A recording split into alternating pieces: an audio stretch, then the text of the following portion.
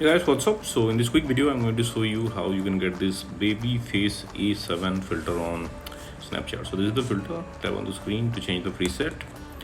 Okay, let me remove this first. Okay, the effect is gone. To get this effect on Snapchat, what you have to do, visit this website. Link to this website I will give you in the description box below. So here in this website you will see the snapcode for this filter. If you're browsing this website in your laptop or PC, you can scan the snapcode with your Snapchat mobile app.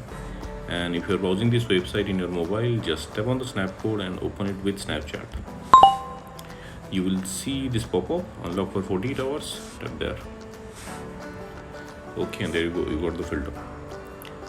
So that's it guys. Likewise, you can get this effect on Snapchat. This effect is very popular. You can go and check the lens page. Lots of video are there. Lots of people use this effect. Okay, so try it. Thanks for watching the video guys. See you in the next video.